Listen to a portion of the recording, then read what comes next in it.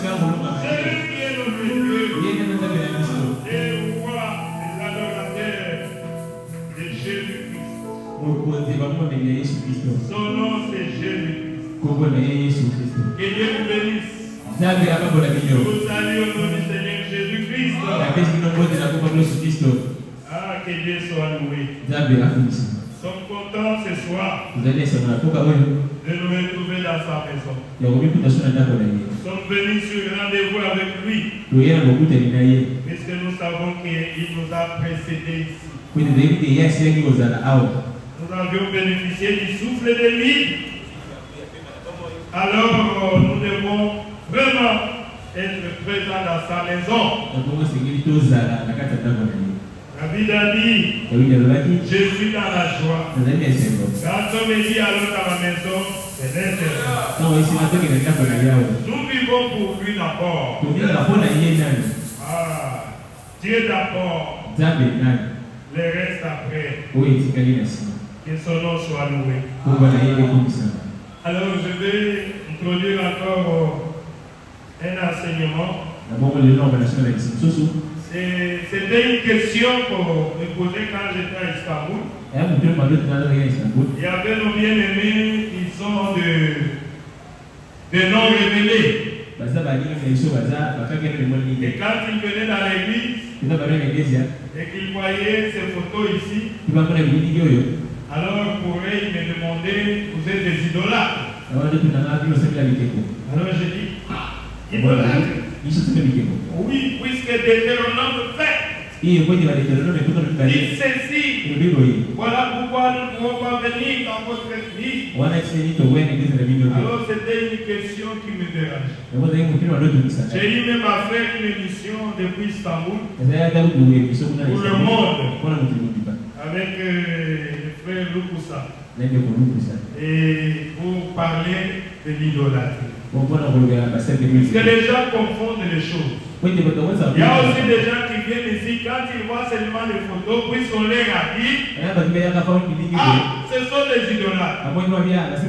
Alors c'est important, il faut que j'en parle. Alors, je vais enseigner.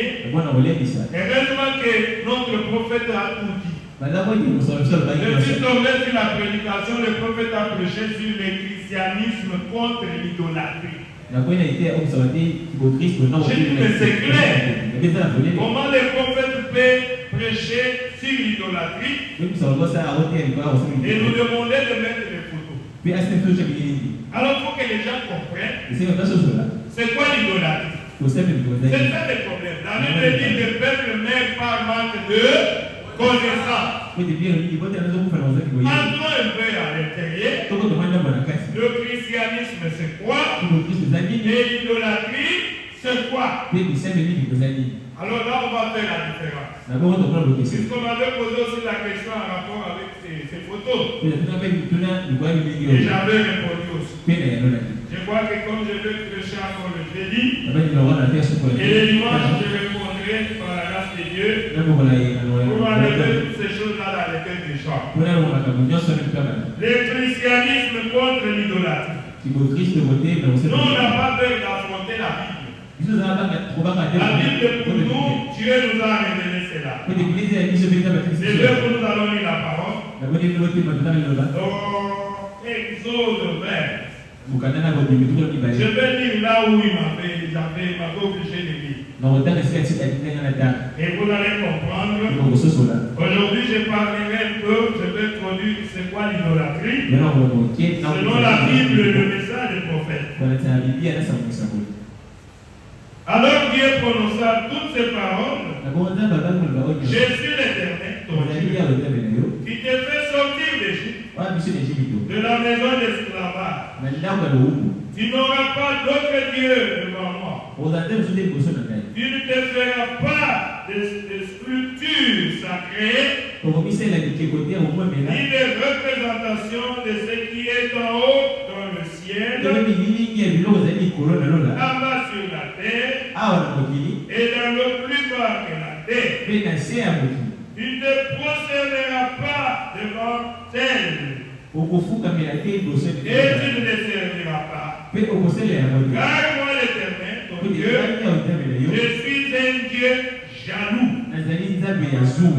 punis la faute de père sur les enfants jusqu'à la 3e et à la 4e génération de ceux qui me détestent. Et j'agis avec bonté jusqu'à 1000 générations avec ceux qui m'aiment et qui gardent, qui respectent mes commandements. Amen. Amen. Dieu notre Père Céleste, nous venons de lire ta parole, Seigneur Jésus.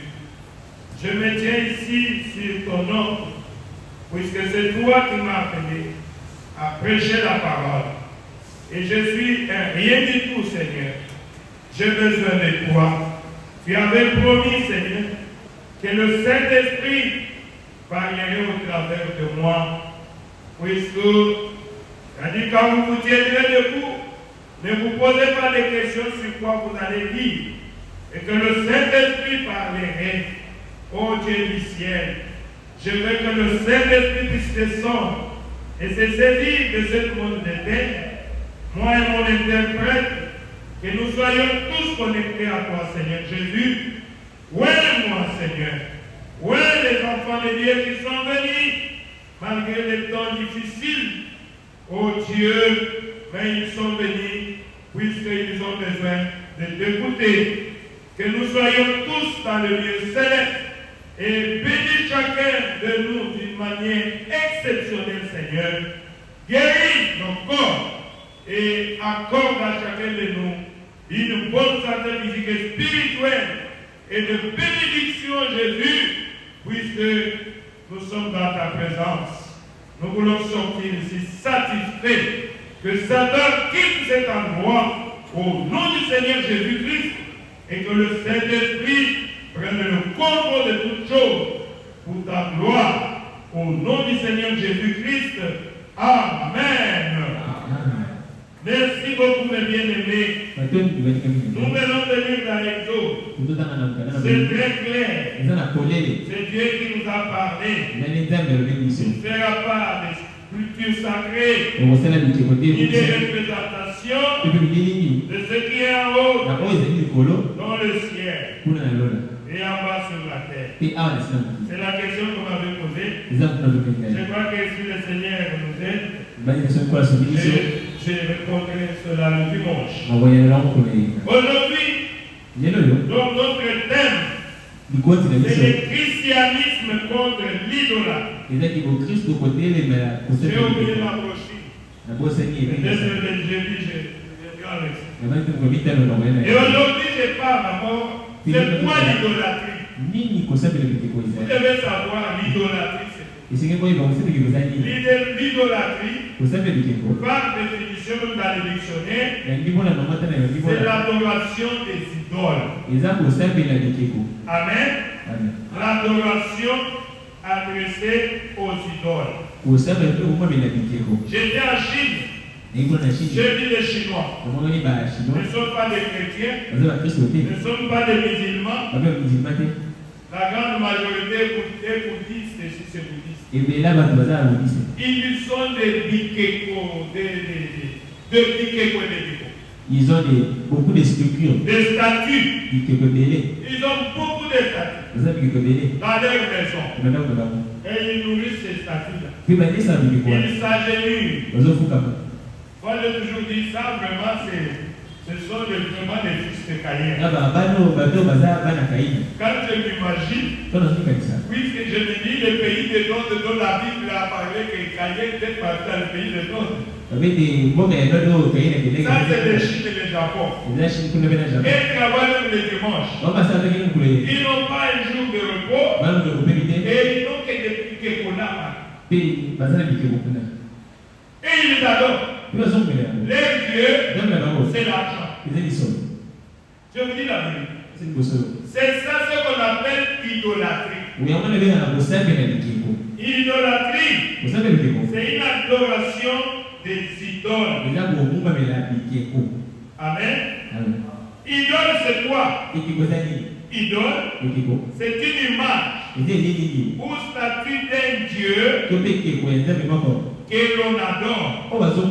Comme si c'était la divinité. Amen.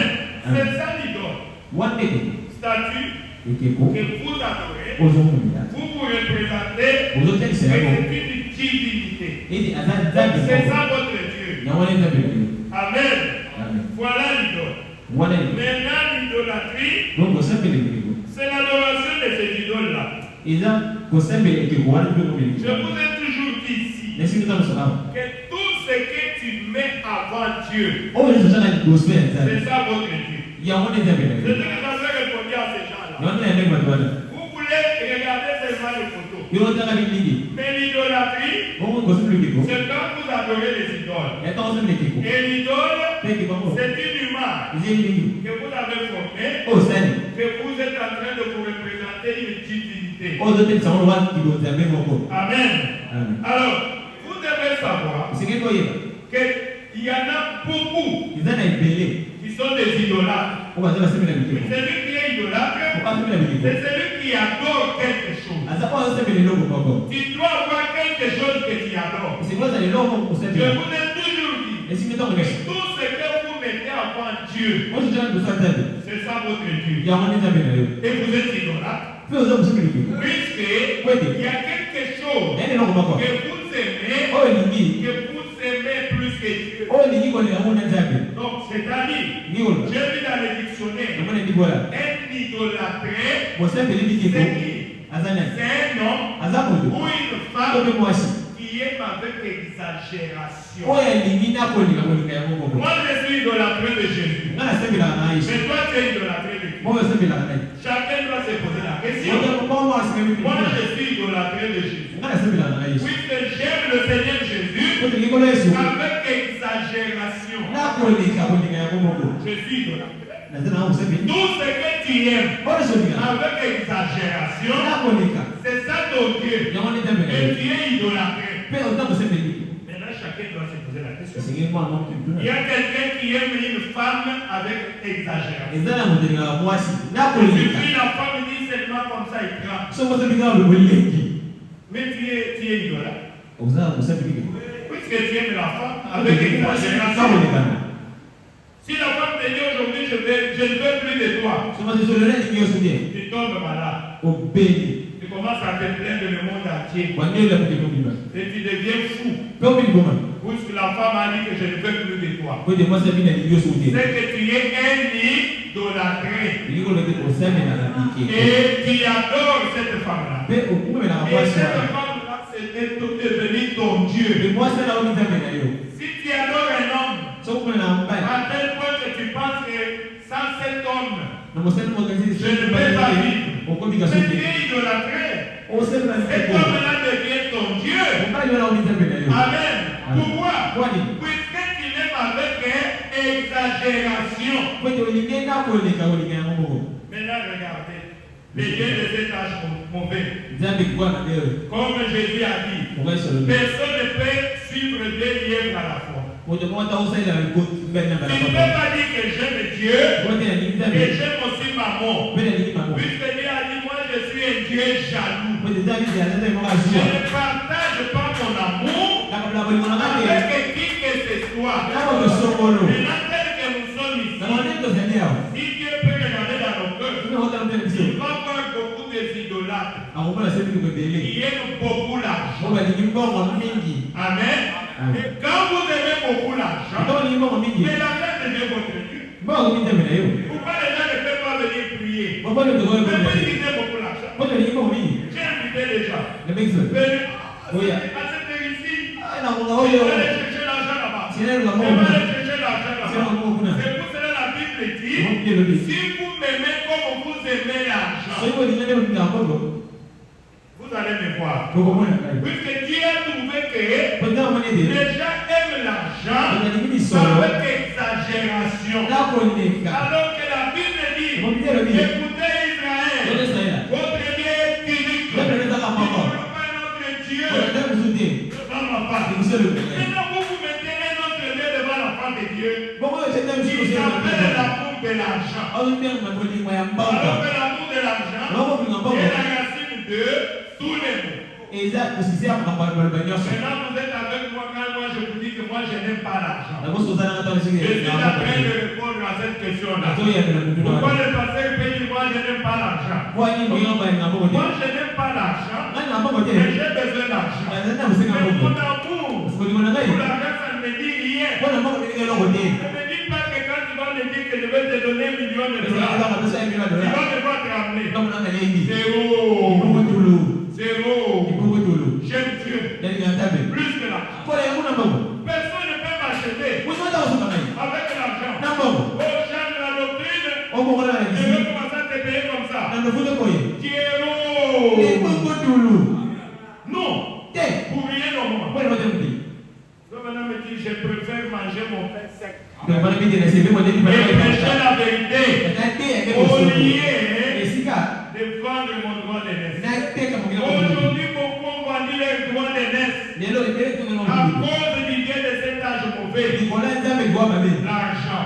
Ils ont changé de doctrine à cause de l'argent. Tout ce que tu mets devant Dieu, c'est ça. Tout ce que tu aimes avec exagération. Il y a d'autres ici qui aiment leur travail. À cette heure, moi je termine à 18h. Je ne peux pas venir à l'église. C'est que tu aimes le travail plus que Dieu. C'est que le travail devient ton Dieu. C'est que tu es une idolâtre. Vous venez seulement puisque vous voyez les photos, vous qualifiez que nous sommes des idolâtres. Mais toi tu es idolâtre quelque part. C'est ce que j'avais répondu à mes frères.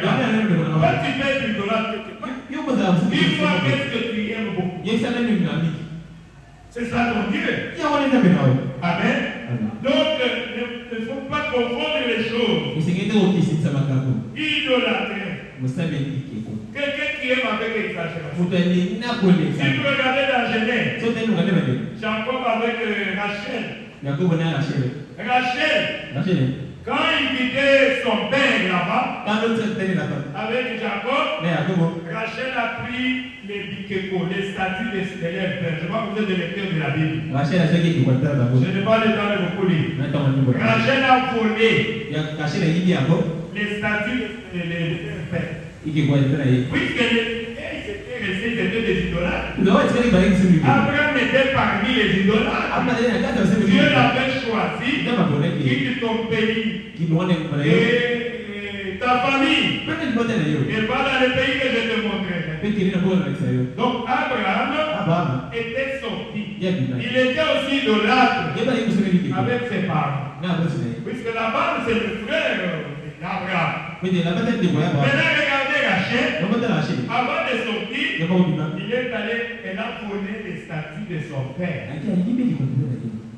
Si vous lisez la Bible, la femme a commencé à les chercher. La femme les a poursuivis jusqu'à arrêter la famille de Jacob. Jacob dit, mais qu'est-ce que tu me demandes?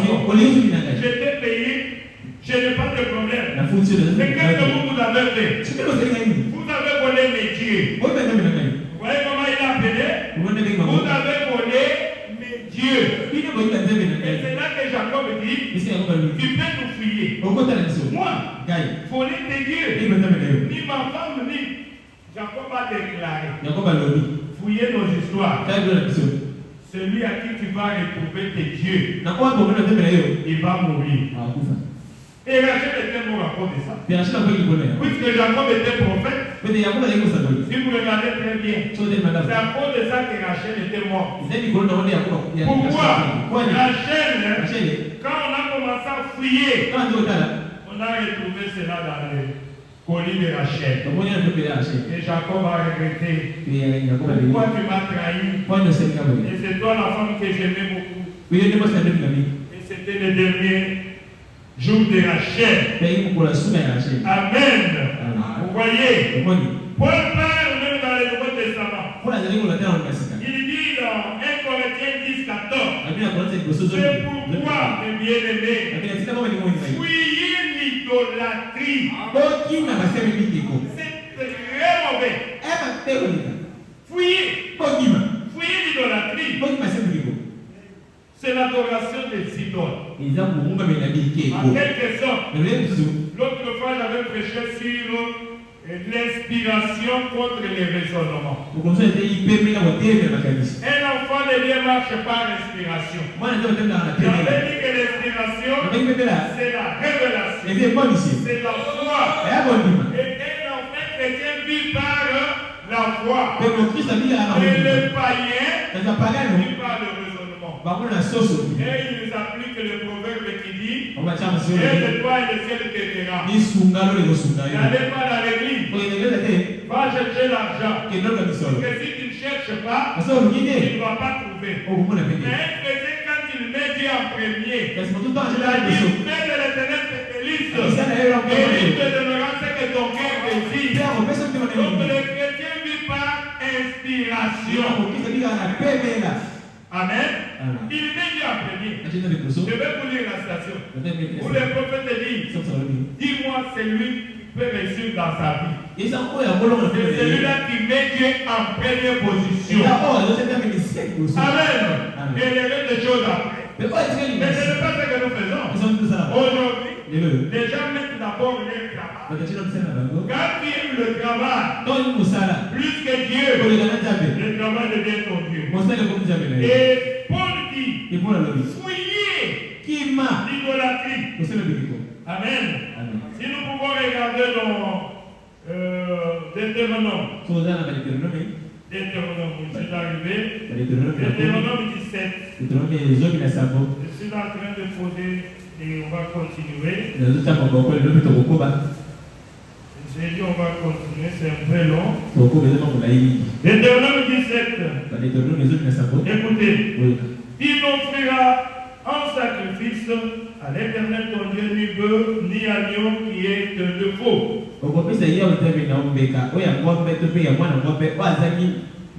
Ça, c'est ce que je vous ai toujours dit ici. On donne à Dieu que ce qui est meilleur. Et quand on donne à Dieu, ça fait mal. On donne à Dieu que ce qui est bien. Tu prends les billets de 500 francs déjà froissés, déchirés. Tu viens mettre dans les poches de Dieu qui sont les paniers. Et Dieu te regarde. Tu es en train de minimiser Dieu. Alors que l'or et l'argent appartiennent à Dieu. Vous voyez, même dans l'Ancien Testament, tu ne peux pas offrir un sacrifice à l'Éternel ton Dieu, ni bœuf, ni agneau qui est un de faux, ni huile d'art quelconque. Car ce serait un acte abominable pour l'Éternel. Il se trouvera peut-être au milieu de toi, dans une ville que l'Éternel ton Dieu te donne, un homme ou une femme qui fasse ce qui est mal aux yeux de l'Éternel. Donc, quand tu es dans une ville, dans les quartiers, là où tu es, il y a quelqu'un qui fait ce qui est mal à l'Éternel. Qu'est-ce qui fait mal à l'Éternel? Écoutez, aux yeux de l'Éternel, ton Dieu, et viole son alliance. Cet homme-là qu'il aille servir d'autres dieux et se prosterner devant eux. Est-ce que vous avez compris? Aller se prosterner devant un autre Dieu qui n'est pas le Dieu créateur des cieux de la terre. Il fait mal. S'il est dans ta maison, s'il est dans ton avenue, il va vers d'autres dieux et se prosterner devant eux.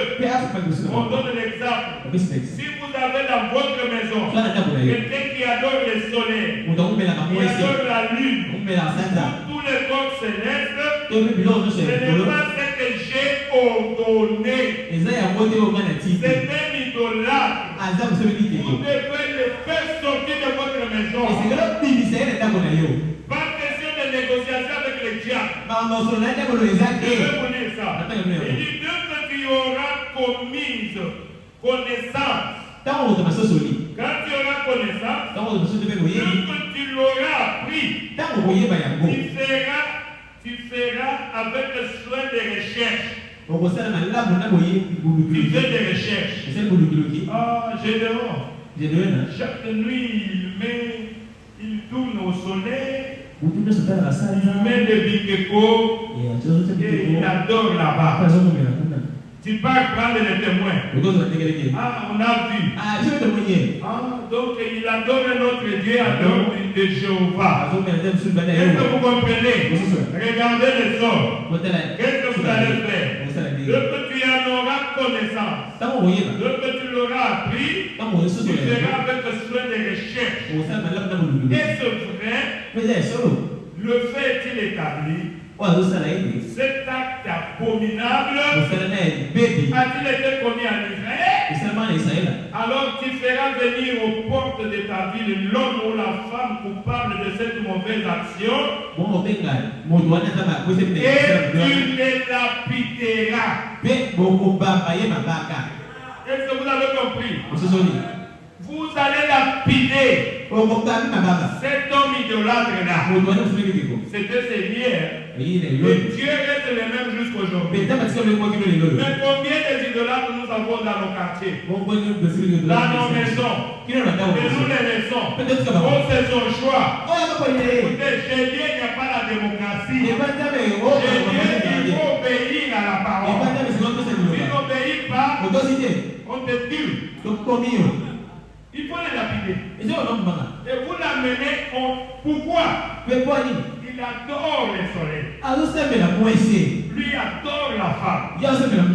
Lui adore l'homme. Lui adore l'argent. On doit les tuer. Voilà le même Dieu que nous adorons.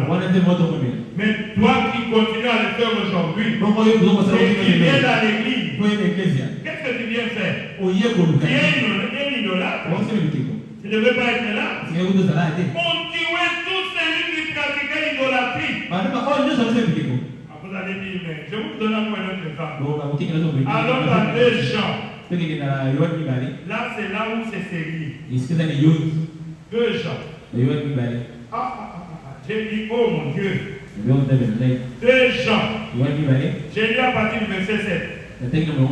Écoutez, puisque nous sommes là, oh c'est mon frère, c'est ma soeur, c'est lui qui amène des infiltrés dans ta maison. Il adore les faux dieux. Et toi tu ne sais pas évoluer. Il ne veut pas prier. Il amène les péchés dans la maison. Donc vous devez faire le choix. Verset 7. En effet, de nombreux imposteurs sont venus dans le monde. Et ils ne connaissent pas que ils ne reconnaissent pas que Jésus est le Messie. Venu à homme. Si quelqu'un ne reconnaît pas que Jésus c'est le Messie venu à homme, Jean dit, ne le saluez même pas. N'ayez même pas affaire avec lui. Mais pour les capots du combat vous allez marier quelqu'un comme ça. Oh, il va changer. Quelqu'un qui ne reconnaît pas que Jésus-Christ est le Messie venu en homme. Jean, qu'est-ce qu'on va faire de lui? Et Jean dit, venu en homme. Voilà ce qui caractérise l'imposteur et l'antichrist. Un homme comme ça, une femme comme ça, il est antichrist. Alors, qu'est-ce qu'on va faire avec lui? Il dit, faites attention à vous-même. Ainsi, nous ne perdrons pas le fruit de notre travail. Mais recevrons une pleine récompense. Quiconque s'écarte de ce chemin et ne demeure pas dans l'enseignement de Christ n'a pas Dieu. Celui qui demeure dans l'enseignement de Christ a le Père et le Fils. Si quelqu'un vient chez vous et n'apporte pas cet enseignement que Jésus-Christ est le Dieu Tout-Puissant, il est le même hier, aujourd'hui, éternellement, qu'est-ce qu'on va faire? Il dit, n'apporte pas cet enseignement, ne le prenez pas chez vous. Ne le prenez pas chez vous. Et ne les saluez même pas. Car celui qui les salue s'associe à ses mauvaises œuvres. Vous allez dire que vous êtes très bon plus que Jean. Plus que le Saint-Esprit qui a écrit. Amen.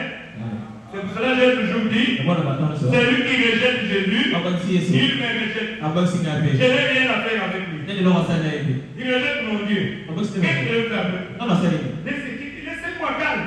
C'est écrit dans la Bible. Ne le prenez pas chez vous. Ne le saluez pas. On parle seulement. Vous avez des amis païens. Qu'est-ce que vous causez? Vous demandez à quelqu'un, venez dans l'église. Il ne vient pas. Il ne vient pas. Mais il est toujours ton ami. Honte à toi. Amen. Là où le Christ est malvenu, Jésus aussi malvenu. Tu n'aimes pas mon Dieu. Je n'ai rien à faire avec toi. Pourquoi? Je vous avais dit ça. Vous vous saluez. Vous causez avec ce monsieur-là. La Bible dit quoi? Vous participez à ses péchés. Est-ce que c'est compris? Et vous venez dans l'église. La maison de Doni, tu as des mots de suivi. Moi, je ne connais pas un homme. Mais l'entourage qui est avec toi, c'est que l'entourage. Entouré seulement avec des païens. Entouré seulement avec des païens. Avec le téléphone. Tout ce que tu regardes là. Tu es en train de tuer tes pensées. Amen. Je vois que vous avez compris. Ne les saluez pas. Vous qui avez des amis païens. Honte à vous. Celui qui ne peut pas accepter Jésus. Allez, il n'est pas ton ami. Laissez-lui. Car celui qui les salue s'associe à ses mauvaises œuvres. Saluez seulement. Mais toi, c'est ton ami. Toi, cette femme-là, c'est ton ami. Qui n'aime pas Jésus-Christ. Qui critique Jésus-Christ. C'est ton ami. Et tu veux aussi la prendre en mariage. Honte à toi. Frères et sœurs, paragraphe 58 à 64. D'abord, allons-y dans les questions-réponses du 3 janvier 1954, paragraphe 161. Frère, madame dit, je vous dirai qu'aujourd'hui, celui qui est maudit, c'est qui? C'est celui qui refuse le Seigneur Jésus-Christ, c'est tout. Voilà celui qui est maudit. Qu'il soit blanc, qu'il soit noir, quand tu refuses le Seigneur Jésus-Christ, il est venu acheter.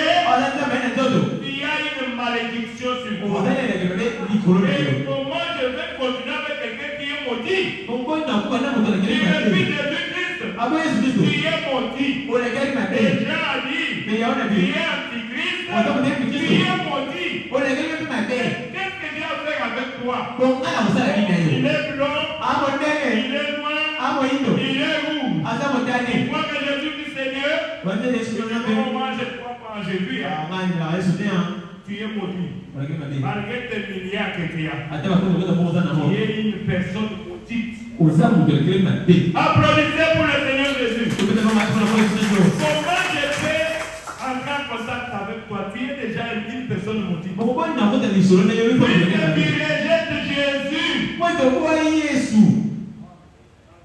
Je crois que je vais retrouver cette citation-là. Puisque souvent on nous trompe. Je maintenant va répondre. Quand on dit non, nous les noirs, nous sommes des personnes maudites. Puisque nous là, nous venons de Caïn. Ça c'est le diable qui nous dit ça. Aujourd'hui vous avez compris la personne maudite. Puisque Dieu, en Jésus, nous sommes bénis. Ephésiens 1 dit quoi? En Jésus-Christ, Il nous a élus. Il nous a choisis. Dès avant la fondation du monde. Il nous a prédestinés à être des enfants d'adoption. Pas seulement ça.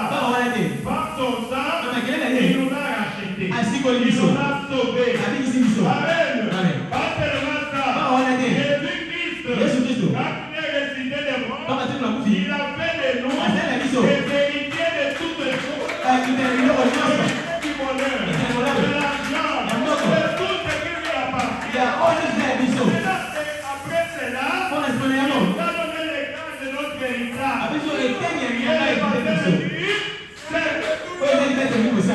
Et un homme, une femme, qui n'a pas le Saint-Esprit, il n'est plus pas qu'un animal. Je vous avec la citation du mage. On dit moi maintenant, toi tu es béni, tu roules carrosse, mais tu refuses Jésus. Mais j'ai pitié de toi, tu es maudit. Amen. Je veux que vous avez compris. N'enviez pas ces gens-là. Puisqu'ils ont les choses de ce monde. Ils sont maudits. Quelqu'un qui est maudit. Je n'ai rien à faire avec eux. Je n'ai rien à faire avec toi. Tu es maudit. Amen. Il dit ceci. L'idolâtrie. Bien. Il dit l'idolâtrie est une chose étrange. Nous l'avons vu au cours des âges. Depuis le commencement du monde. Il dit, depuis le commencement du monde, je pense. Bien. Les rites pour adorer cette idole sont déterminés par l'homme qui fabrique l'idole, qui établit l'idole. Ensuite, il se met à l'œuvre et se prépare pour cette grande adoration. Il croit que cette idole est faite à l'image d'un Dieu qu'il n'a jamais vu. Il n'a pas de forme. Donc, il croit qu'il est à l'image de cette idole qu'il a faite pour ses dieux. Est-ce que vous comprenez? Oui, là on fabrique les idoles là.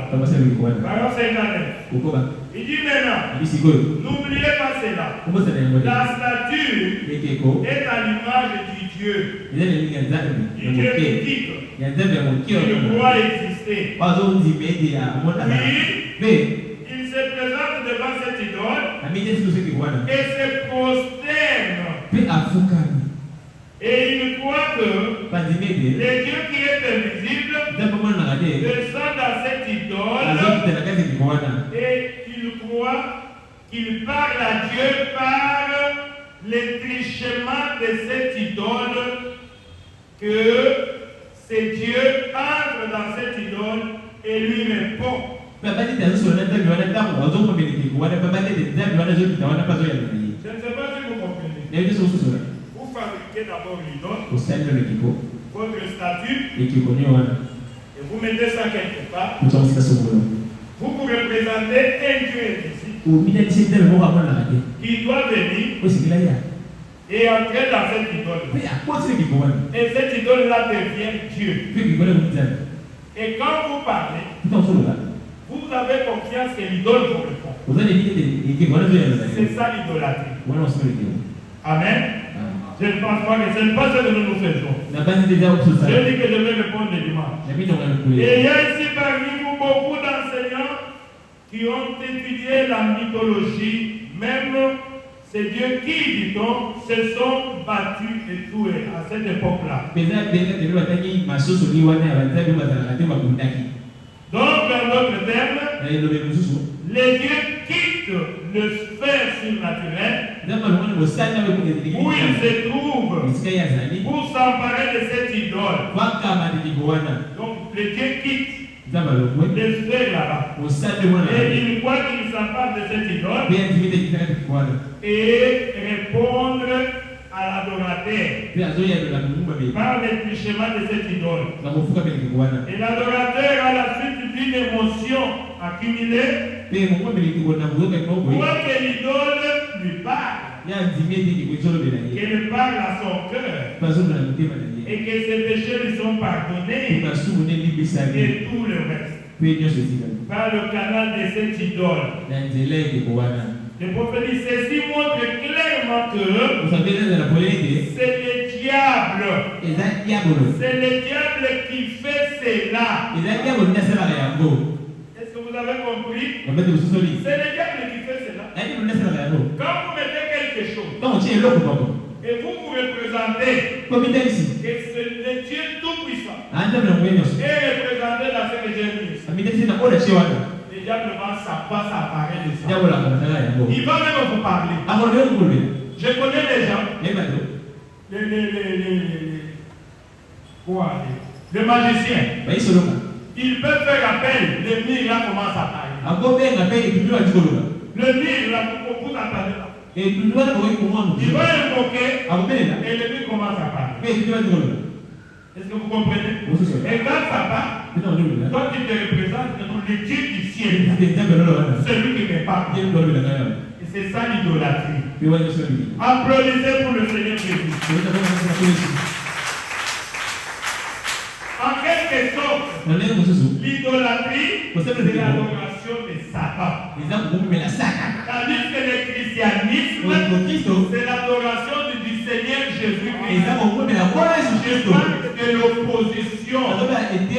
Alors tu vas te demander, je suis idolâtre ou bien je suis un chrétien. Donc c'est là que je veux avancer avec l'idée. Et toi-même tu vas répondre. Il y a des enseignements qui soutiennent que le diable est simplement une mauvaise pensée que vous concevez. Le prophète dit non. Non, ce n'est pas ça. Le diable est une personne. Amen. Ne vous représentez pas le diable comme une mauvaise pensée toujours. Le diable est une personne. C'est là où il dit aussi que le Saint-Esprit est une personne. C'est la personne de Christ sous forme d'esprit. Amen. Vous devez vous représenter ça comme ça. Que c'est une personne. Oh, merci Seigneur. Le prophète dit, et en maintes reprises, le diable s'infiltre dans ces choses, dans les idoles. Et le diable s'introduit parfois dans la réunion et se fait passer pour Dieu. Le Bible dit, je dis cela dans mon ministère. Et les gens adorent le diable par ça adorer Dieu. Aujourd'hui dans les églises, les gens adorent Satan. Ils pensent qu'ils adorent Dieu. Oh, merci Seigneur Jésus. Je pas le temps de donner ce témoignage-là. Quand j'étais malade, chez moi là-bas, on m'avait amené chez un pasteur, soi-disant un pasteur de Dieu. Mais quand je suis arrivé, j'ai trouvé que c'est un magicien. Il adorait la sirène. Mais il avait une église comme une église. Plein de gens. C'est moi qui avais la malaria. Quand je regarde, je vois la sirène. J'entre, je trouve un groupe de filles de l'autre côté là. Et parmi les filles là, une là contre les deux. Il y avait difficilement des trucs là. Demandez moi. J'ai commencé à avoir peur. Comme vous le savez là, j'ai développé presque la folie. C'est ce que je dis que les fous, les choses qu'ils regardent, puisqu'ils voient dans l'autre monde. Donc vous regardez, quand ils regardent, ils voient autrement. Mais quand moi je regarde, mais je dis ici, je dis à maman, mais vous ne pouvez pas venir où? Et regarde cette fille-là. Regarde comment il a deux parties, l'autre partie. Quand le passé qu'il avait il avait habillé en rouge, avec des fils de l'os là, nazérien. Quand la le monsieur qui mangeait là-bas, il m'a remarqué que j'étais en train de regarder à cette dame-là. Il a pris un bâton. Il est venu me taper. Oh, maman me dit, mais nous sommes venus avec l'enfant malade. Oh, pourquoi il est en train de dire ça? Qu'est-ce que lui voit là-bas? J'ai dit, maman, regarde là-bas. C'est pas déjà encore en 5e de humanité. Il me dit, ferme ta bouche. Vous m'avez mené ici comment? À 19h comme ça, c'était la veille de prière. J'ai vu les gens commencer à venir. Les gens commencent à venir. Et l'église est pleine. On entre avec moi. On m'a tenu là. J'étais encore en 5e de humanité. Je ne prie pas. Oh. Et j'étais là au coin. Avec ma mère qui était. Après, il commence à louer. La sirène que j'avais vue dehors. La chair était comme ça vaste. C'est elle qui se met sur la chair. Je vous dis la vérité que je n'ai pas été là. C'est ce que j'ai vu. Maintenant là où j'étais, je commençais à tenir mon Dieu. Mais les gens louaient là.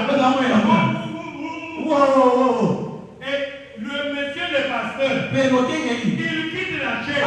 Toute la vie ne faisait que me taper.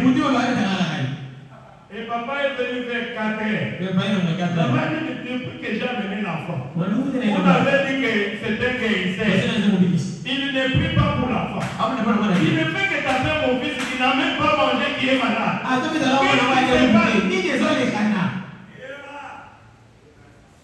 Papa lui dit, mais pourquoi vous tapez l'enfant? Non, je suis en train de chasser les mauvais esprits. Vous voyez? Est-ce que vous comprenez l'idolâtrie? Puisque Dieu dit, le diable est entré même dans des églises. Il peut passer pour Dieu. Les gens adorent ça sans le savoir. Et quand je suis revenu à moi-même, j'ai commencé à raconter à maman. Il dit, mais c'est que toi tu n'étais pas malade. Est-ce qu'on ne m'avait pas mené comme ça? Est-ce qu'on était entré là-bas? Pourquoi il m'avait lié? Pourquoi il me tapait? Il disait que tu n'étais pas malade. Moi je vais vous montrer ce que moi je suis en train de voir. Et vous ne pouvez pas, vous avez confiance que c'est un pasteur. Vous m'avez rendu un mauvais service. Vous m'amenez là-bas. Et j'avais continué à souffrir. Et à 5 heures, le papa dit non, on ne peut pas tolérer. Nous sommes venus pour que tu guérisses l'enfant. Il ne veut que les taper. Nous sommes sortis à 5 heures. Et nous sommes rentrés à la maison. Vous voyez, c'est ça l'idolâtrie. Faites attention quand vous choisissez une église. Faites attention dans l'église du message. Tu ne sais pas ce qu'on prie là-bas. Faites attention quand vous choisissez une église. L'idolâtrie est entrée. Mes frères et sœurs, l'idolâtrie, c'est l'adoration de Satan. Je vous avais dit que Dieu, ça veut dire l'objet d'adoration. Quand Dieu a créé les cieux de la terre, il n'était pas Dieu. Il n'y avait rien qui pouvait l'adorer. C'est pour cela que Dieu a créé les hommes. Et les hommes sont des serviteurs au service de notre Père. Le travail des hommes, c'est quoi? C'est adorer Dieu. Et quand il a créé les hommes, c'est alors qu'il est devenu Dieu. Puisque Dieu signifie objet d'adoration. Mais en lui, avec Elohim, il y avait beaucoup d'attributs. Il était Père, il était Fils, il était Seigneur, il était tout ce que vous connaissez. Et tous ces attributs-là peuvent se manifester avec les hommes. Et simplement par cet attribut de Dieu, les gens ont commencé à oublier ça. Il voulait aussi être Dieu. Il voulait aussi qu'on adore. C'est pour ça qu'il s'est remonté au ciel. Pourquoi tellement on adore? Et tout ce que les gens de Dieu aujourd'hui, il faut que les gens adorent. Et si vous ne faites pas attention, vous êtes un idolâtre. Je veux que vous compreniez. Applaudissez pour le Seigneur Jésus. Ah, merci Seigneur. C'est pour cela, dans Exode, nous venons de lire, là où Dieu dit, je suis un Dieu jaloux. Je n'accepte pas de partager ma gloire avec qui que ce soit. Mais quand on dit tout ça, c'est pour vous montrer que Dieu exige qu'il soit heureux seul. Il soit premier dans ton âme. Quand tu dors, tu penses à Dieu. Dans ton cœur, il y a un lien. Il peut prendre la place de Dieu. C'est pour cela qu'il nous a tout dit. Même si vous avez quel problème, nous sommes des petits enfants. Priez seulement. Confiez tout cela à ton Père. Mais ne te préoccupez pas des soucis. Il prend soin de nous. Quand tu veux chercher à trouver une solution de toi-même, il ne l'aura pas. Amen. Dieu est jaloux. Quand vous commencez à aimer un enfant plus que Dieu, Dieu le retire. Quand vous pensez que votre Père, c'est votre Dieu, Dieu le retire. Je vous avais parlé de frère Crous, non? Quand j'ai parlé sur l'amour, frère Crous, lui, il était devenu idolâtré de frère Robert. Quand il a dit qu'il a eu tellement la pensée dans son cœur. Moi je suis ami de Robert. Robert Dieu. Si je tombe malade, si quelque chose m'arrive, je vais seulement appeler Robert. Quand il va imposer les mains, la chose va partir. Dieu a dit, moi je suis un Dieu jaloux. Je n'accepte pas qu'on partage mon amour avec quelqu'un d'autre. Donc toi, tu commences à aimer Robert plus que moi. Dieu lui a donné les calculs rénales. Frère Moussa a commencé à souffrir. Il a appelé Robert. Robert a prié. 0. Deuxième fois, 0. Troisième fois, 0. Il a dit, je connais quelqu'un qui ne peut pas échouer. Il est allé voir le prophète Branham. Branham a imposé les mains. 0. C'est Branham qui raconte ça. Amen. Jusqu'à ce que le frère Moussa rentre à lui-même. Il a dit, Branham a échoué. Robert a échoué. Mais je sais, c'est lui qui ne peut pas échouer. C'est le Seigneur Jésus-Christ. Seigneur, je t'aime. Pardonne-moi. Je pensais que Robert pouvait faire quelque chose pour moi. Mais il a échoué. Branham dit, ne mettez jamais quelqu'un avant Dieu. Amen.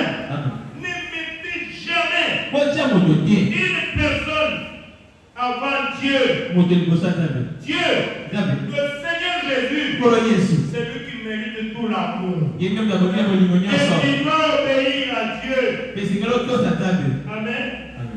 Christianisme contre l'idolâtrie. Parlons dans la suite. Je revenir au cours de nos voyages. J'ai remarqué que l'idolâtrie n'a pas changé. Et le vrai christianisme non plus n'a pas changé. Tous les deux gardent leur place. Et ils les garderont jusqu'à la venue du Seigneur Jésus-Christ. Vous avez compris? Les deux sont toujours en opposition. L'idolâtrie est toujours là. Jusqu'à la venue du Seigneur. Le christianisme aussi est là. Maintenant, il y a des idolâtres. Il y a aussi des chrétiens. Mais notre Dieu est à quel camp? Ah, c'est ça le modèle. À la puissance de transformation. Paragraphe 23. De Jean 65. Le 31 octobre. Le prophète dit, Dieu aime être adoré. Ce n'est pas seulement de chanter un chant comme ça, comme nous le faisons, mais de chanter chanter dans l'esprit, dans l'esprit d'adoration. Voyez-vous?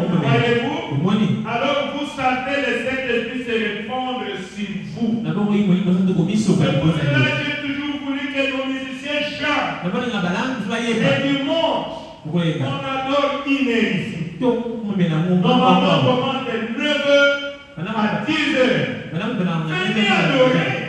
Dieu veut qu'on adore dans l'esprit et dans la vérité. Mais les gens qui n'aiment pas Dieu, ils viennent juste de dire que les pasteurs ont déjà commencé à.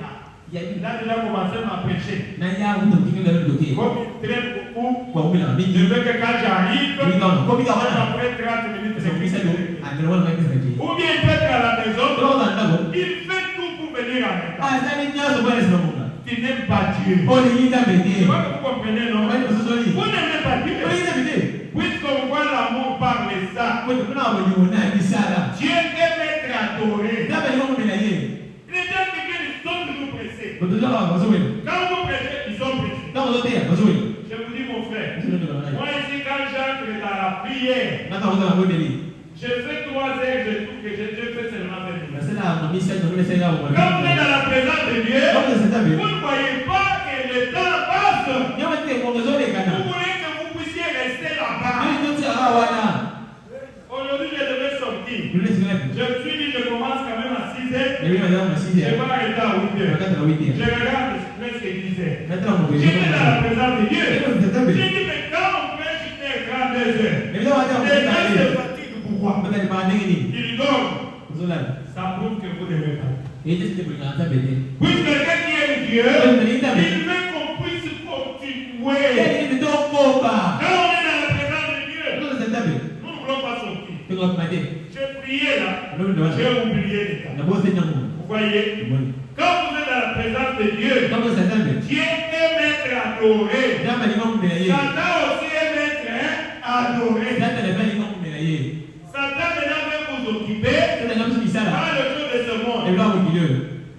Les soucis vont vous préoccuper. Il faut aller chercher vite l'argent. L'argent. Il veut vous occuper comme ça. Pour que vous puissiez avoir le temps de prier. Mais aujourd'hui, les gens adorent Satan dans l'église, dans leur vie. Vous voyez? Ils adorent Satan. Ils sont des idolâtrés. Tout ce que tu aimes avec exagération. C'est ça ton Dieu. Le prophète le dit. À l'adoption, la première partie, paragraphe 72. Du 15 au 60. Il dit, ce n'est que travail. Pourquoi travaille-t-il? Demandez-les. Avez-vous déjà reçu le Saint-Esprit depuis que vous avez cru? Quand Pharaon te rend occupé à fabriquer des briques, rappelle-toi aussi, il y a un ciel à gagner, un affaire à éviter. Prends aussi soin de ton âme. Les gens ne peuvent pas s'occuper de leur âme. Vous voyez? Grâce à notre dans les esprits séditaires, au Père 52. Frère Madame me dit, c'est ce que j'ai cherché. Présentez-moi un prédicateur. Présentez-moi un chrétien. Une ménagère qui est chrétien. Présentez-moi un cultivateur ou un ouvrier d'ici qui va donner la première place à Dieu. Amen. Il va donner quoi? La première place à Dieu. C'est ce que j'ai cherché. Le paragraphe 52. Je suis en 55 le 24 juillet. Qui va donner la première place à Dieu? En toutes choses, je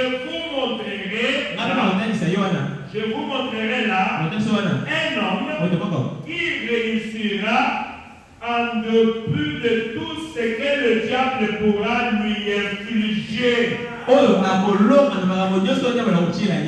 C'est lui qui cherche Dieu premièrement. Applaudissez pour le Seigneur Jésus. Maintenant que vous êtes venus, pour les autres, je pense que vous êtes venus blaguer. Vous avez mis Dieu en premier. Amen. Il dit, cet homme-là, il va réussir. Même si le diable lui place quelque soit de l'empêchement. Il cherche premièrement Dieu. Amen. Puisqu'il met Dieu en premier. Il dit c'est comme cet homme-là qui avait reçu le Saint-Esprit et qui avait écrit sur sa poitrine, je suis fou de Jésus. Et derrière son dos, c'était écrit, mais toi de qui es-tu fou? Moi je suis fou de Jésus. Derrière la caille, mais toi de qui es-tu fou? Amen. Alors chacun devait répondre. Moi je suis fou de Jésus. Mais de qui es-tu fou? Le fou de Dieu? Le fou du monde? Tu es fou de qui? Nous sommes des fous de Jésus. Dans cette église, il y a des fous de Jésus. Oui. Voilà pourquoi moi aussi, je suis fou de Jésus. C'est pour cela, j'ai toujours dit, j'aime Jésus plus que Branham. Puisque je suis fou de Jésus. Je ne suis pas fou de Branham. C'est pour cela que je dis, j'aime Jésus plus que Branham. Je continuerai à le dire. Je ne suis pas autre de ça. Puisque je suis fou de Jésus. Quoi? Tu es fou de Branham? Tu es fou de Branham. Moi je suis fou de Jésus. Puisque c'est lui qui était mon prophète. Je suis en train de lire le prophète. De qui es-tu fou? Tu es fou de qui? Jésus est l'océan. Branham n'est pas Jésus. J'aime Branham. Puisque Branham est en Jésus. Amen. Mais je suis fou de Jésus. Comme Branham est en Jésus, j'aime aussi Branham. Oui, mais comme j'aime Jésus, je suis fou de Jésus. Quand je parle à Jésus, je vais trouver William Marion. Je veux que vous compreniez. C'est très facile. C'est pour cela aujourd'hui, nous n'avons que deux positions. Soit vous êtes idolâtre, et un idolâtre c'est qui? C'est un adorateur de Satan. Je crois que je suis clair.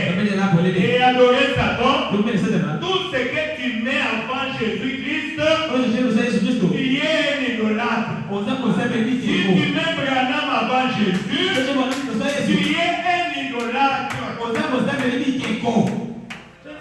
Comprenez. Il n'y a que deux camps. Il y a que deux camps. Quand vous êtes idolâtre, vous adorez Satan au travers de.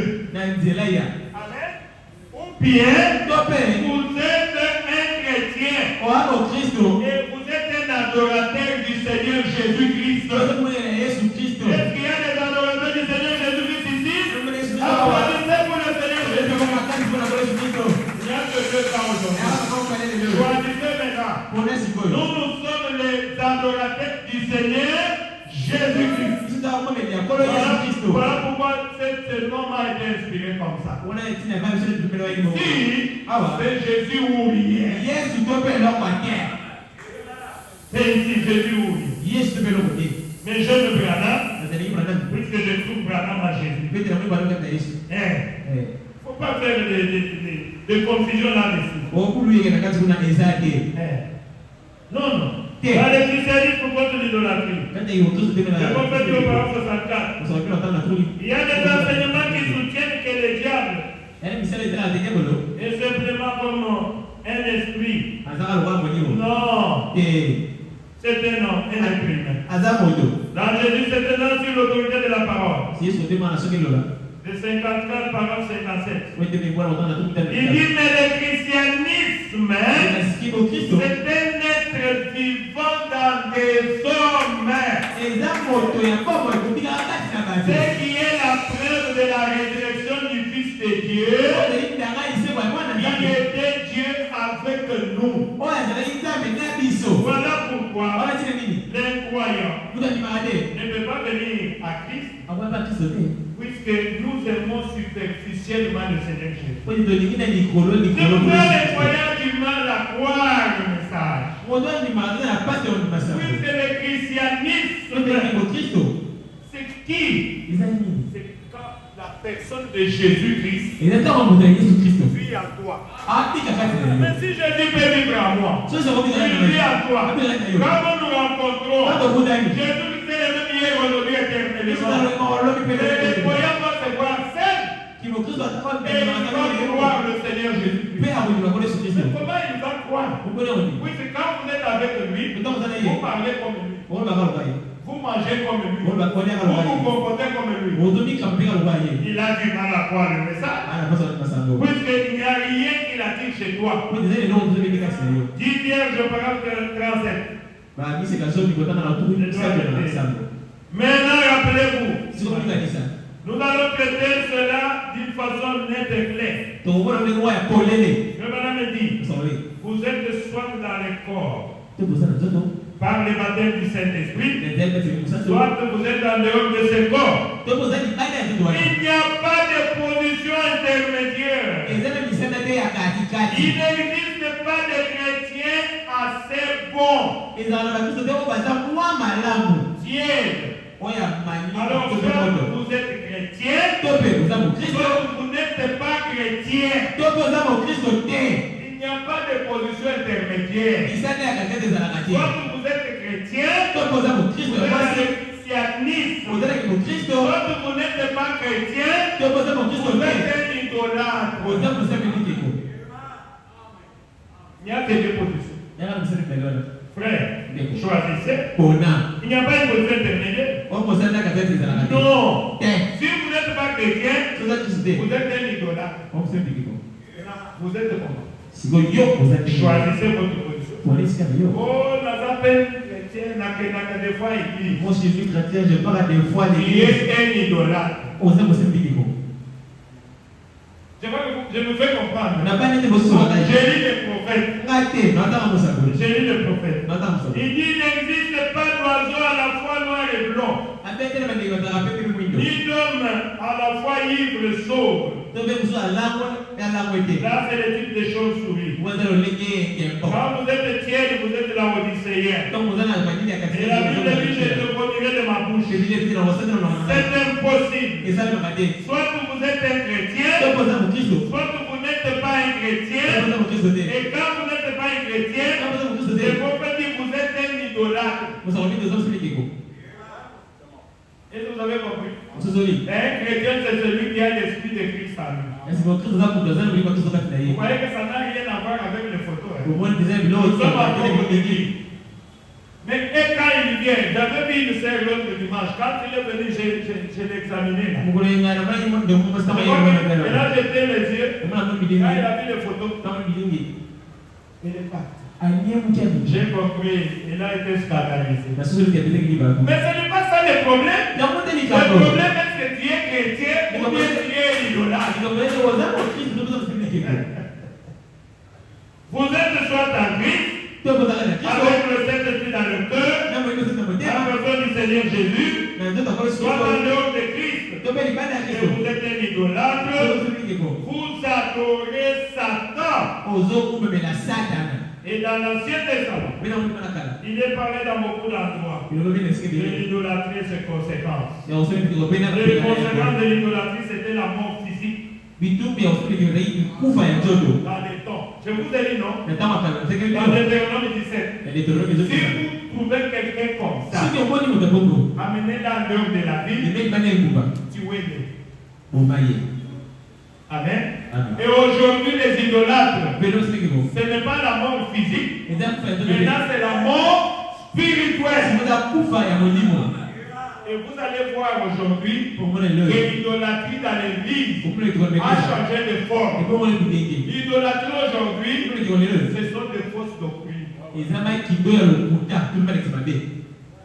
Amen.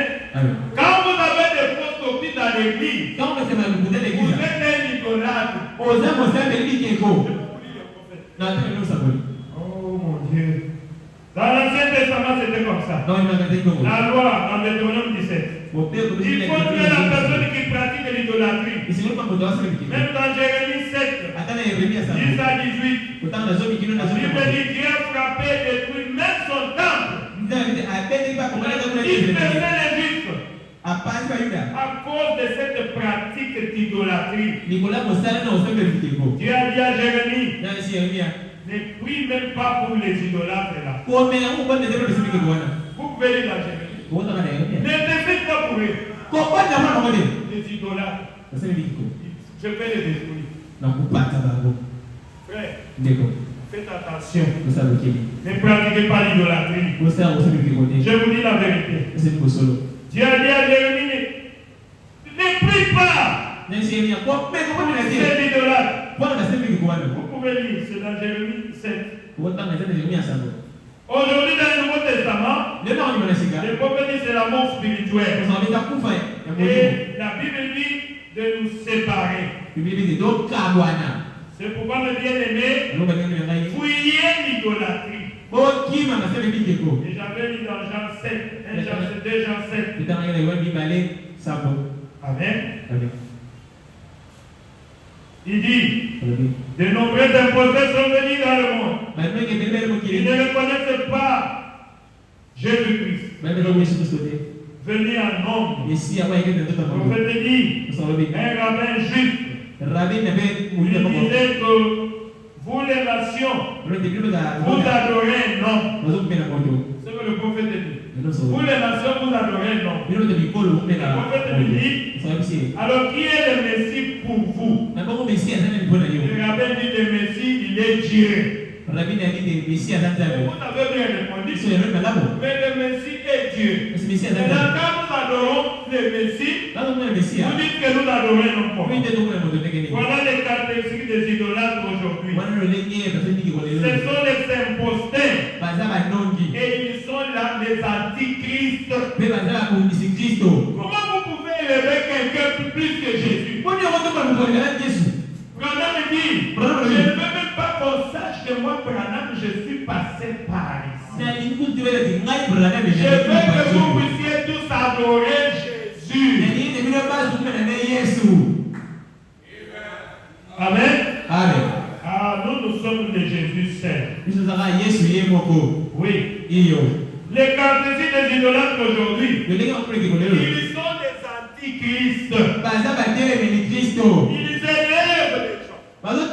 Ils élèvent les choses. Mais ils laissent l'essentiel. Alors que c'est Jésus qui produit les miracles. C'est Jésus qui guérit. La Bible nous dit de ne pas même le recevoir, ni de le saluer. Dans Galates 1:8, il a dit maudit tout celui qui ne reste pas dans l'enseignement des apôtres, dans les doctrines des apôtres, il est maudit. Moi je ne veux pas que je sois maudit. Question réponse du 3 et la 54. Paragraphe 161. C'est là où le prophète dit, et je vous dis aujourd'hui, celui qui est maudit, c'est celui qui refuse le Seigneur Jésus-Christ. Celui qui est crédit à la parole. Ce n'est pas question de race, blanc, noir, non. Celui qui est crédit à la parole de Dieu, c'est celui-là qui est maudit aujourd'hui. L'adoption dimanche 22 5 60, paragraphe 112. Il dit ceci. Que ce soit un archange, que ce soit un évêque, que ce soit un surveillant général, que ce soit le docteur interne, qui que ce soit, s'il ne prête pas le baptême d'eau, au nom du Seigneur Jésus, il soit comment? Ça, c'est Branham qui dit. Vous n'avez pas bien compris. C'est l'adoption du verset 60. Matthieu paragraphe 112. Que ça soit un archange. C'est Branham qui dit. Que ça soit un évêque. Que ça soit un surveillant général. Que ça soit le docteur interne. Qui que ce soit. S'il ne prêche pas les baptêmes d'eau au nom du Seigneur Jésus, qu'il soit maudit. Mais regardez dans les vidéos, les gens baptisent au nom de Branham. N'allez pas discuter avec eux. Ils sont maudits. Celui qui a dit c'est Branham. Il dit si quelqu'un ne prêche pas les baptêmes du Saint-Esprit, qu'il soit comment? Maudit. C'est Branham. Si dans votre église vous ne prêchez pas les baptêmes du Saint-Esprit, vous êtes comment? Répondez bien. Maudit. Mais les gens disent non, dès que tu as reçu le message, tu as reçu le Saint-Esprit. Celui qui a amené le message, c'est celui qui a écrit. Maintenant, je vais croire à Branham ou bien je vais croire. C'est seulement que tu ne prêches pas le Saint-Esprit puisque toi, pour commencer, tu n'en as pas. Branham dit celui qui ne prêche pas le Saint-Esprit dans son église, qu'il soit maudit. Qu'il soit maudit. Si quelqu'un ne prêche pas la restitution des dons, qu'il soit maudit. Si quelqu'un ne prêche pas la seconde venue du Seigneur Jésus-Christ, qu'il soit maudit. Toutes ces choses-là, qu'il soit maudit. Applaudissez pour le Seigneur. Écoutez, il n'a pas fini. S'il cherche à prendre une partie de cette parole et dire que c'était pour une autre époque et y ajouter quelques nouvelles idées absurdes qui nous a été enseignées par un séminaire, qu'il soit maudit. C'est écrit. Ce qui est écrit est écrit. Moi, je ne veux pas être maudit. Est-ce qu'ils lisent ça? Non, ce sont des idolâtres. Ce sont des idolâtres. Quand ils nous voient prêcher des choses comme ça, ils pensent que nous, on ne connaît pas la parole. Mais c'est pas la parole. La parole, c'est ce que je prêche. La parole, ce n'est pas le mystère que tu ne maîtrises même pas. Maintenant, on dit que tu es maudit. Que tu retranches. Dans la guérison divine de 54, décembre, il dit, je suis en désaccord avec la doctrine catholique. Je ne peux pas être un catholique ou un protestant. Je ne peux pas être un catholique pourquoi? Puisque pour les catholiques, l'Église est au-dessus de la Bible. Et il prêche l'infaillibilité du pape. Ça, je ne suis pas d'accord. Je ne peux pas être un catholique. Je ne peux pas être un protestant. Puisque les protestants prennent une partie de la Bible. Ils disent une partie est inspirée. Et cette partie de la parole signifie autre chose, etc. C'est pour cela que je ne peux pas être un protestant. Puisqu'il croit une partie de la Bible et il laisse une autre partie. Je ne peux pas être protestant. Je ne pourrais jamais être un protestant. Puisque je crois à toute la Bible. Amen.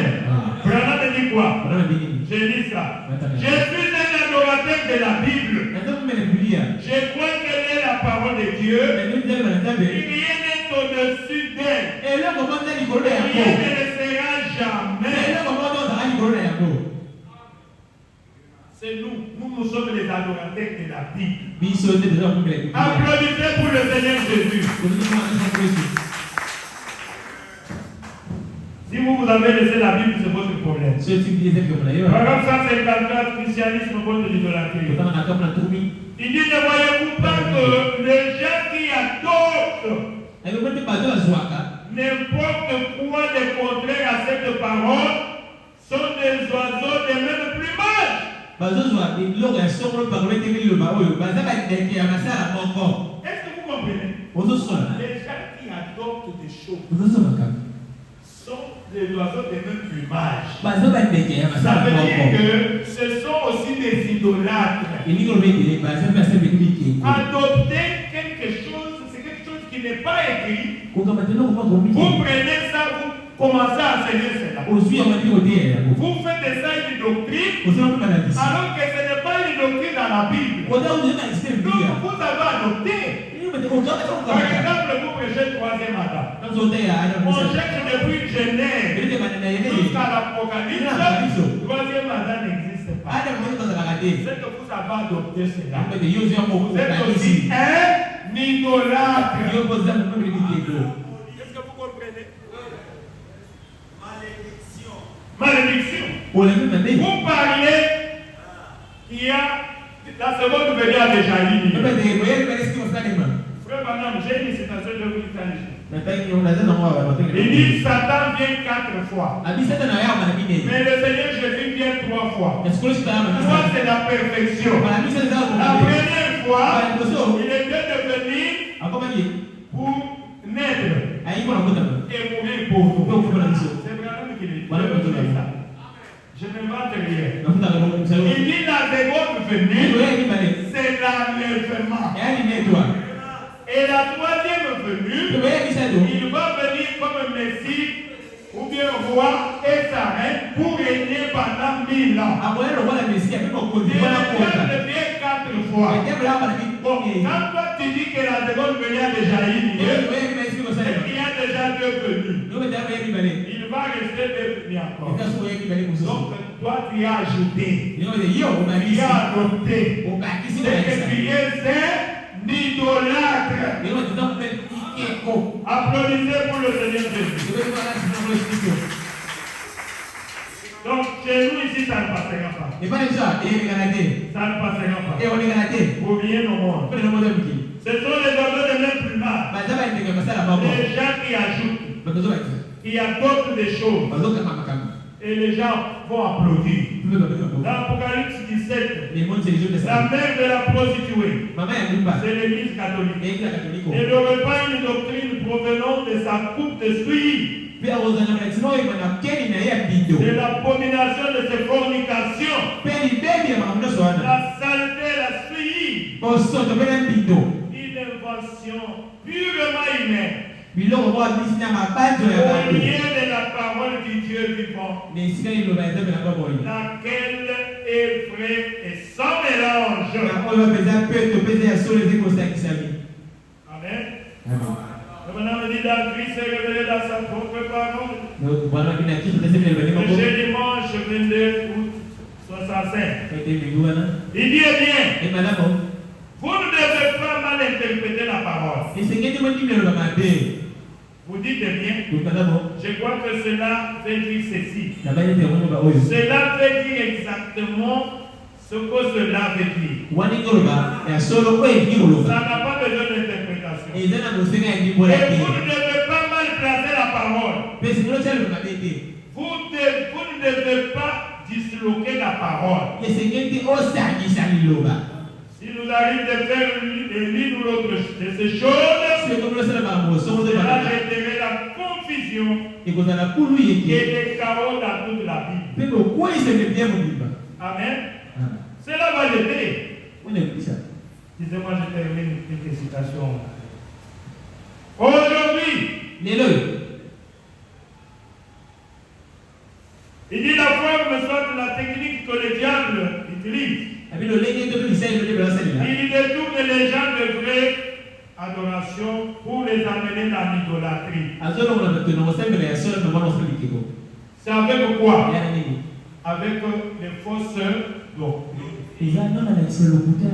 Donc les fausses doctrines détournent les gens du du vrai adoration et amène les gens à l'idolâtrie. Est-ce que vous comprenez? N'acceptez pas de fausses doctrines. Les fausses doctrines, ce sont de faux enseignements. Donnés par de faux enseignants. Faux doctrines. Le faux ouin. Et leur père, c'est Balaam. C'est dans Nombre 25. À cause de son enseignement, il avait séduit les enfants d'Israël. Les a menés dans la débauche. Il y a l'adoration de Baal d'or. Les autres qui étaient fâchés. Et qui arrivent 24 morts dans un jour. Est-ce que vous comprenez? Les enfants de Balaam aujourd'hui, ils prêchent de fausses doctrines pour amener les enfants de Dieu à adorer le faux Dieu. Aujourd'hui, ils amènent les enfants de Dieu où? Dans l'idolâtrie. Soyez prudents. N'allez pas dans n'importe quelle église. Quand vous allez dans les églises, vous attrapez les esprits. Aussi longtemps qu'ils vous prennent de fausses doctrines, ça vous amène à l'idolâtrie. Et cet esprit-là te saisit, commence à devenir idolâtre. Quand tu adorais Jésus, tu vas tuer changer. Et tu commences à dire, ce que les pasteurs parlent. Lambert ne connaît pas les ça. J'étais parti dans une église. Oh non, c'est pasteur la prêche. Il connaît la parole. Il prend le message comme ça. Il vous amène là-bas. Il revient avec vous. Ah non. Non.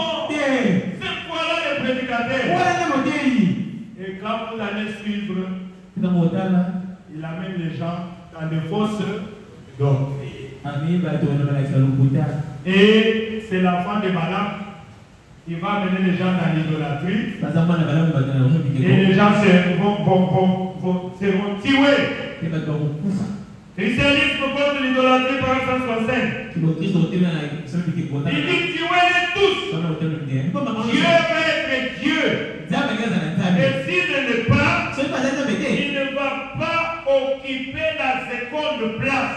Il ne peut pas tolérer que Baal et les fausses doctrines font de mains d'hommes et terrorisent une certaine personne. Et une certaine pensée venant d'un credo ou une pensée d'une dénomination vient de parler sa route. Il est Dieu. Il a dit de ses pieds. Il est capable de susciter les enfants pour Abraham. C'est-à-dire que les gens qui sont dans les fausses doctrines, ils sont morts. Spirituellement, je vous dis. Spirituellement, ils sont morts. Jusqu'avant, Dieu a dit, tuez-les. Les enfants d'Israël sont allés écouter le faux enseignement de Balaam. Et qu'est-ce que Dieu a dit? Tuez-les tous. Et ils ont adoré le métier de Baal. Vous comprenez? Dans un jour, 24 000. Le même Dieu, il est le même aujourd'hui. Et celui qui écoute les fausses doctrines, Dieu dit tuez-les tous. Et c'est la mort spirituelle aujourd'hui. Ils sont là dans les églises remplies de gens, mais ils sont morts. Spirituellement parlant. Dieu n'est pas là. Les deux du temps de la fin. Il dit maintenant un ouais. C'est quelqu'un qui a un message. Et le seul moyen pour que le message puisse être apporté, c'est pas quelqu'un qui est loin. C'est-à-dire pas un prophète loin. La Bible dit, il se lèvera de faux enseignants. De faux loin. Un prophète. Un enseignant loin. Des gens qui sont loin, mais avec un enseignement faux. C'est ça la doctrine. avec de fausses doctrines. Quelqu'un qui est loin, mais avec un enseignement faux. Il existe des joints. Le bon programme des Christ au pluriel. C'est Christ. C'est faux, ouais. C'est faux enseignant, ouais. C'est docteur de paroles qu'on les appelle aujourd'hui des docteurs de citation. Faites attention. Ils sont des docteurs de la parole. Docteurs de citation du prophète Branham. Ils vont conduire les peuples aujourd'hui à l'idolâtrie. Matthieu 7, 15 dit. Méfiez-vous des prétendus prophètes. Ils viennent en vêtements de brebis. Et au-dedans, ce sont des loups voraces. Vous le reconnaîtrez à leurs fruits. Et dans Matthieu 7, 49, la Bible dit, le ciel est mon trône. Et la terre mon marchepied. Quelle maison me bâtirez-vous? Quelle maison pourrez-vous me construire, dit le Seigneur? Ou quel endroit pourra être mon lieu de repos? N'est-ce pas ma main qui a fait tout cela? Les dieux n'habitent pas dans ce qu'un homme a fait. Car tu n'as voulu ni sacrifice ni holocauste. Mais tu m'as formé un corps. C'est le Seigneur Jésus-Christ, le Messie. Dieu qui est énorme. C'est lui que nous devons adorer. En dehors de Jésus-Christ, c'est l'idolâtrie. Et Jésus-Christ aujourd'hui, il est la parole. Nous sommes dans la 3e dispensation. Au 3e exode. C'est la première dispensation. C'est Dieu au-dessus de nous. C'était la dispensation du Père. La marche avec Israël. Dieu au-dessus de nous. Il pouvait se manifester voilé. Sous une colonne de feu. Une nuée de gloire. Et c'était Paul qui l'avait rencontré dans la route vers Damas. Et la dernière dispensation, Dieu avec nous, c'est la dispensation du Fils de l'homme. Il est venu pour nous racheter. Toute la plénitude de Dieu était dans un homme appelé Seigneur Jésus-Christ. C'est ce que nous croyons ici.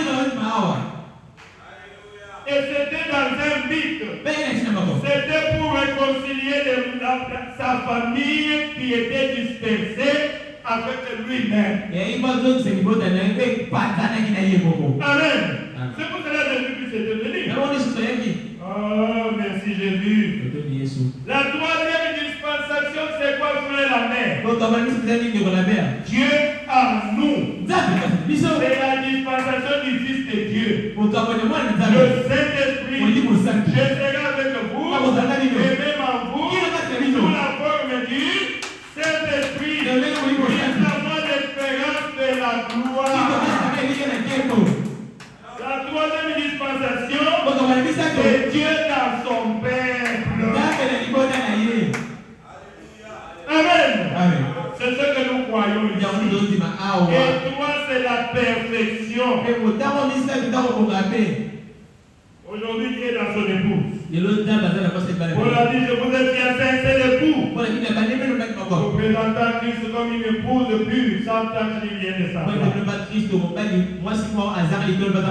Aujourd'hui, l'époux est la parole. Le message de l'heure.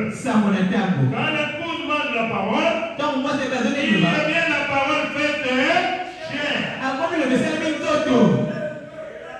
Et les gens peuvent le confondre. Amen. On a vu de Jésus marcher sous la forme humaine. Je veux qu'on arrive à ça. Laissez-moi des petites choses là-bas. Quand je on voit Jésus. Amen. Nous avons vu de Jésus, de Dieu, sous la forme humaine. On a parlé de ça dans la au temps de Paul. Est-ce qu'on ne peut pas dire ça encore à notre temps? On vient demander la parole, et revenir la parole. Les gens sont là avec des fausses doctrines pour nous distraire. Nous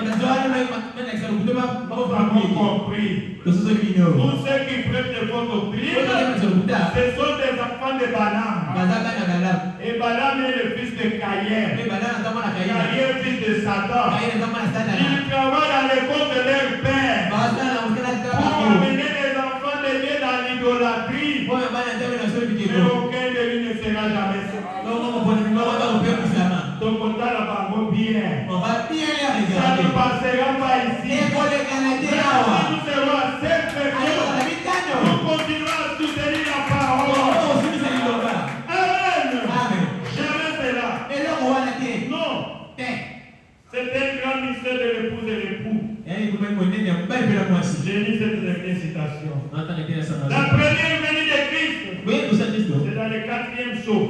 4e psaume, page 310, paragraphe 210.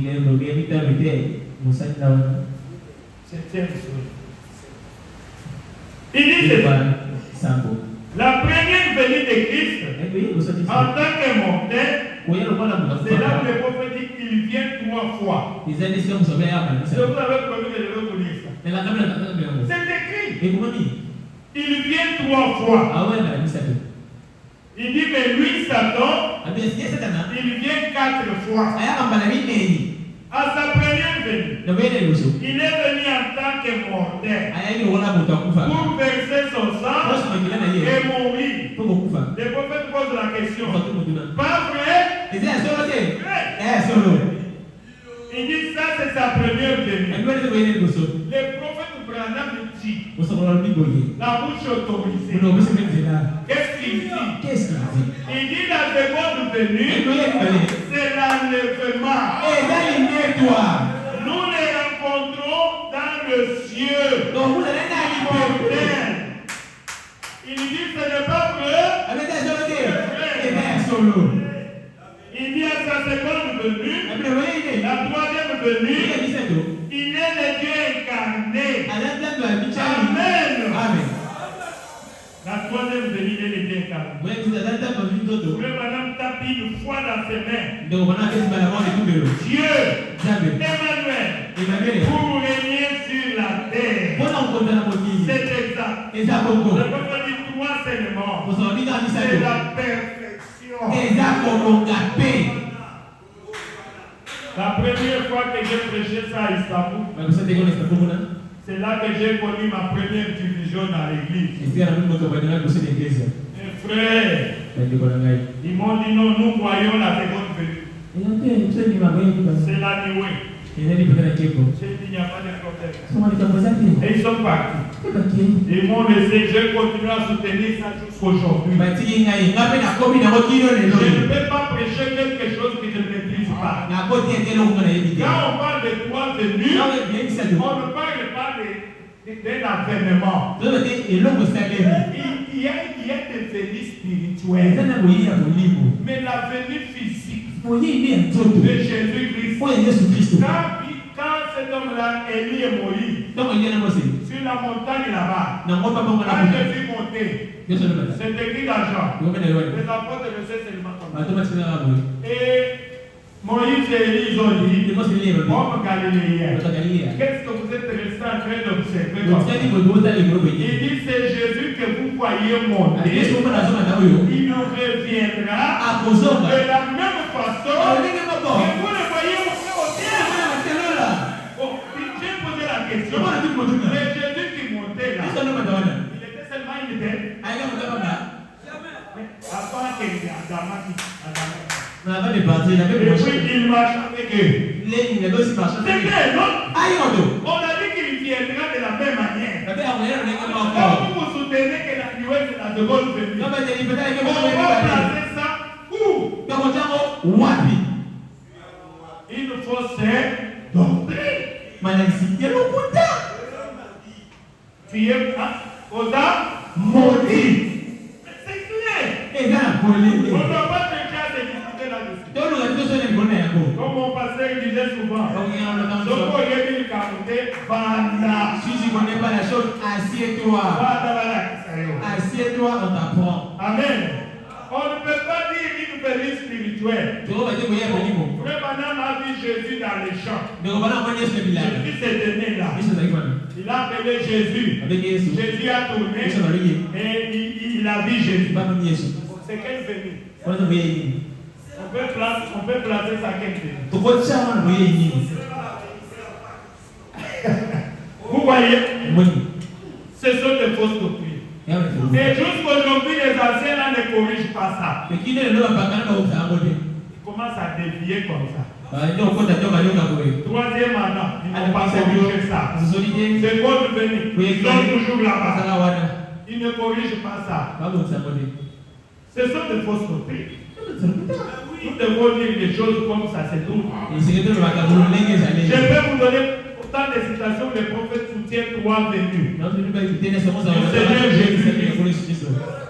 Je veux voir le prophète, mais qu'est-ce que toi tu as? Où est-ce que toi tu as trouvé ça? Quand vous avez une citation, ramenez cela dans la Bible et dans le message. Je crois que j'ai terminé. J'invite le pasteur David pour nous amener à prier. Congédier l'église. Aidez-vous de nous.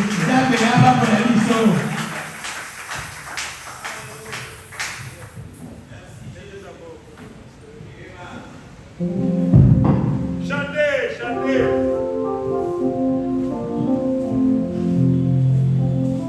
Le Dieu puissant, c'est Jésus. C'est les pensées de paix. Le Père de l'éternité. Le roi de bonté. Le merveilleux en sagesse. Par qui toutes choses fait. La plénitude du but en Jésus autour de la vie, tout est dans lui, alléluia,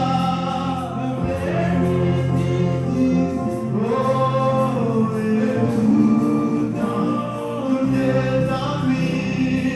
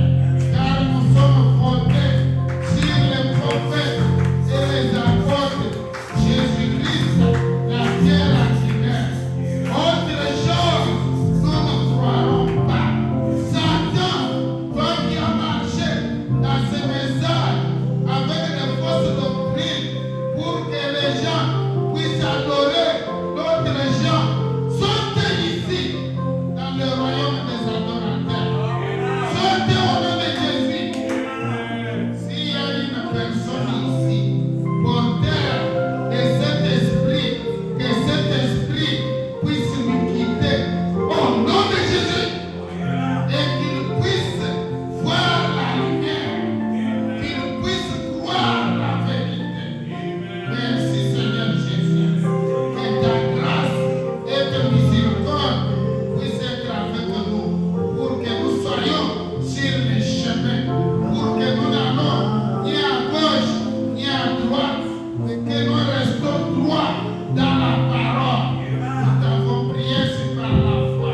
Bénis notre pasteur qui a prêché cette prédication.